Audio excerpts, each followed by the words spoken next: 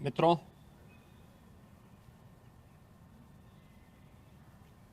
दुनिया का सबसे बड़ा लोकतंत्र पहले आप सभी सेविकाओं सहायिकाओं से ये रिक्वेस्ट है कि जितना हो सके इस वीडियो को लाइक जरूर कीजिएगा। भारत ने आज नए भारत का, विकसित भारत की संकल्पना के रोड मैप को लेकर के अपना नया बजट देशवासियों के सामने प्रस्तुत किया है। मैं सबसे पहले देश के यशस्वी प्रधानमंत्री आदरणीय श्री नरेंद्र मोदी जी के प्रति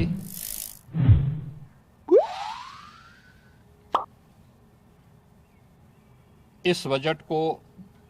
प्रस्तुत करने के लिए दिए गए मार्गदर्शन और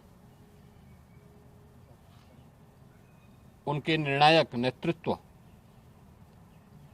के लिए हृदय से आभार व्यक्त करता हूं। मैं इस बजट को प्रस्तुत करने के लिए केंद्रीय वित्त मंत्री माननीय श्रीमती निर्मला सीतारमण जी को हृदय से अभिनंदन करता हूं, प्रदेशवासियों की ओर से उनका धन्यवाद करता हूं।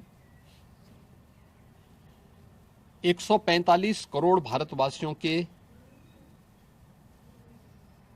आशा और आकांक्षाओं का प्रतीक यह बजट है, जिसमें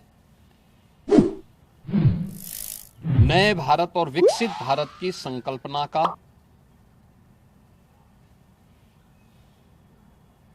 दृष्टि स्पष्ट दिखाई देती है। 12 लाख करोड़ रुपए से अधिक की पूंजी कैपिटल एक्सपेंडिचर के लिए, एक सुदृढ़ इंफ्रास्ट्रक्चर के लिए बजट में प्रावधान करना,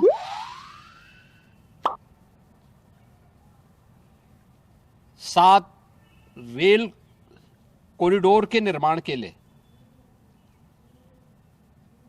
प्रावधान करना, आयुष सेक्टर को विकसित करने के लिए और हेल्थ सेक्टर को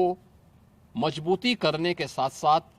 आम नागरिक के लिए और खासतौर पर उसमें भी महिलाओं पर केंद्रित करते हुए उस पर जोर देना, हर जनपद में महिलाओं के लिए, कामकाजी महिलाओं के लिए छात्रावास के निर्माण का कार्य हो या स्टेम, साइंस, मैथ्स, स्टैटिस्टिक्स और इमर्जिंग टेक्नोलॉजी से जुड़े हुए छात्रावास के निर्माण के लिए सहयोग करने का, युवाओं के सपने को एक नई उड़ान देने के लिए उनके लिए बेहतरीन इंफ्रास्ट्रक्चर से युक्त सुविधाएं उपलब्ध कराने के लिए ऐसे हॉस्टल के निर्माण का कार्य हो, नौजवानों के लिए हर एक सेक्टर में अवसर उपलब्ध हो, यह सबके साथ साथ जो व्यापक रिफॉर्म के साथ अलग अलग सेक्टर में रिफॉर्म को लेकर के जो बजट प्रस्तुत किया गया है, यह आम नागरिकों के जीवन को सहज और सरल बनाने में मदद करेगा। भारत की अर्थव्यवस्था को तेजी के साथ आगे बढ़ाने में यह बजट मददगार साबित होगा। युवाओं के लिए, महिलाओं के लिए, अन्नदाता किसानों के लिए, उद्यमियों के लिए, आम नागरिक के लिए भी ये नए अवसर को प्रदान करने वाला बजट है। मैं बजट के प्रावधानों का स्वागत करता हूं। आम नागरिक के लिए, जिसने बजट के लिए जो बड़ी आशा भरी निगाहों से जो व्यक्ति देख रहा था, खासतौर पर मध्यम वर्गीय परिवार, गत वर्ष देश ने जीएसटी रिफॉर्म को देखा है, आम नागरिक उसका लाभ लिया है। इनकम टैक्स एक्ट को अप्रैल से लागू करने की घोषणा, उसको सरलीकृत करने, हर व्यक्ति आसानी से अपने रिटर्न को भर सके, इस दिशा में उठाया गया कदम भी स्वागत योग्य है, जिससे अधिक से अधिक व्यक्ति इनकम टैक्स की तरफ आकर्षित होगा और इनकम टैक्स का अपना रिटर्न भरने के लिए आकर्षित होकर के प्रवर्तमान नेशनल बिल्डिंग के कार्यक्रम में वह भी अपना योगदान दे सके। इस दृष्टि से यह अत्यंत महत्वपूर्ण कदम है। मैं कह सकता हूं कि यह बजट समाज के प्रत्येक तबके को, युवा हो, महिलाएं हो, अन्नदाता किसान हो, उद्यमी हो, इन सब को ध्यान में रख करके बनाया गया नए भारत का, विकसित भारत की तरफ अग्रसर हो रहे भारत का एक स्थिर लेकिन तेज गति से बढ़ने वाली अर्थव्यवस्था के रूप में प्रस्तुत करने वाला एक बजट है। मैं इस बजट के सभी प्रावधानों का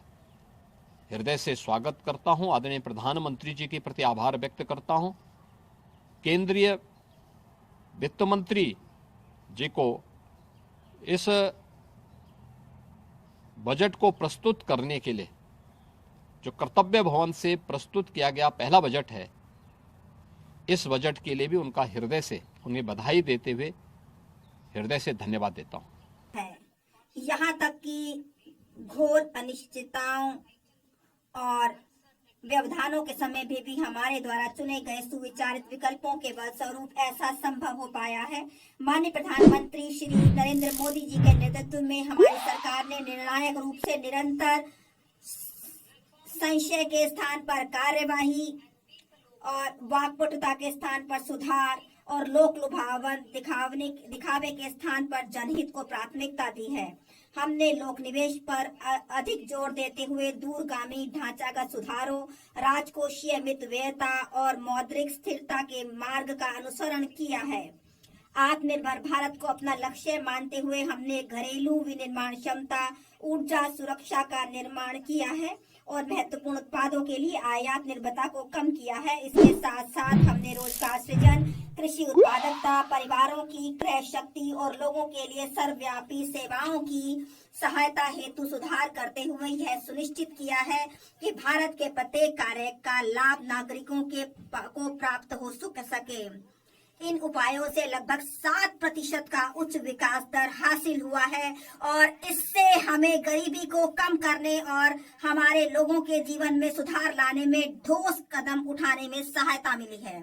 आज हम एक ऐसी बाहरी परिस्थिति का सामना कर रहे हैं जिसमें व्यापार और बहुपक्षीयवाद खतरे में है तथा संसाधनों तक पहुंच और आपूर्ति श्रृंखलाएं बाधित हैं। नई प्रौद्योगिकियां जल, ऊर्जा,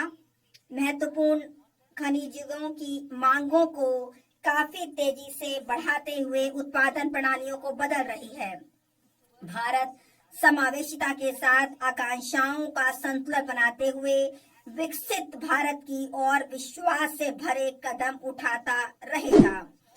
बढ़ते व्यापार और पूंजी आवश्यकताओं के साथ बढ़ती अर्थव्यवस्था के रूप में भारत को वैश्विक बाजारों से नजदीकी से एकीकृत होना होगा और अधिक से अधिक निर्यात करना होगा तथा दीर्घकालिक निवेश को भी आकर्षित करना होगा। भाग 1। जब मैं बजट का भाग का आरंभ कर रही हूँ, मैं विश्व की सबसे बड़ी अर्थव्यवस्थाओं में से एक बनने की दिशा में आगे बढ़ने में बड़ी मजबूती के साथ हमारे साथ खड़े रहने के लिए लोगों के प्रति अपना आभार व्यक्त करती हूँ। हमारा लक्ष्य है कि हम विकास के लाभ प्रत्येक किसान, अनुसूचित जाति, अनुसूचित जनजाति, घुमंतु, युवा, गरीब और महिलाओं तक पहुंचाना सुनिश्चित करते हुए आकांक्षा को उपलब्धि तथा संभावना को कार्य निष्पादन में परिवर्तित करें। विकसित भारत युवा नेता वार्ता 2026 में हमारे प्रधान